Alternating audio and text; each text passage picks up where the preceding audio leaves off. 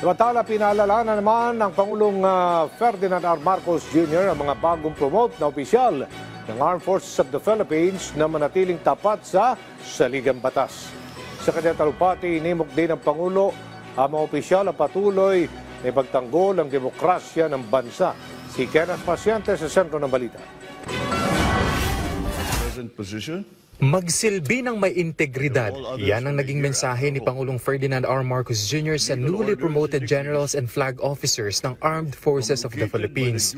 Paghihimok ng Pangulo sa promoted officials ng AFP, laging isaalang-alang ang pagtataguyod ng rule of law, pati na ang demokrasya sa pagtupad ng kanilang tungkulin. Huwag kalimutan, ang panunumpa ninyo ngayon ay sa Republika at sa bawat Pilipinong nagtitiwala na dahil sa inyo, sila ay mabubuhay ng ligtas at may dangal.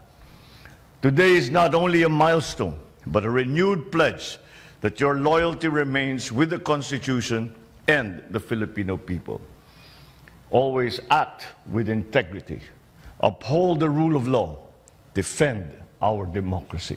Pinunto naman ng Pangulo na hindi lang basta pagtaas ng ranggo ang sinisimbolo ng kanilang promosyon. Tanda rin anya ito ng pag-ibayo pa ng kanilang disiplina, dangal at serbisyo para sa Republika at higit lalo para sa mga Pilipino.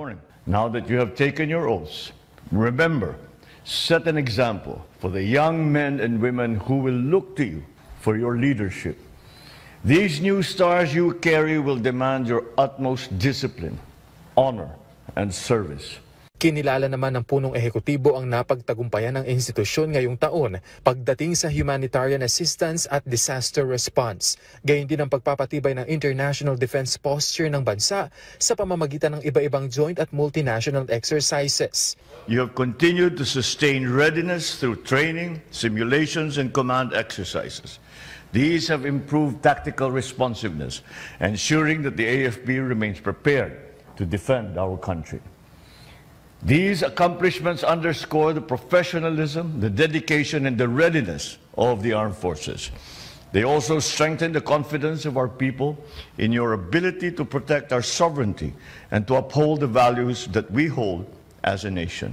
Hinimok din niya ang AFP na ipagpatuloy ang pagbabantay sa Republika at palakasin pa ang presensya sa teritoryong sakop ng Pilipinas. And as your Commander-in-Chief, I call on you to continue to strengthen our presence in the air, on land, and at sea. We must guard the peace we have gained and deepen our ties with partners who also envision a freer, more stable region.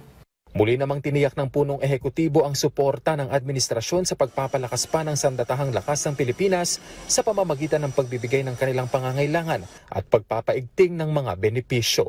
Kenneth Paciente, para sa Pambansang TV, sa Bagong Pilipinas.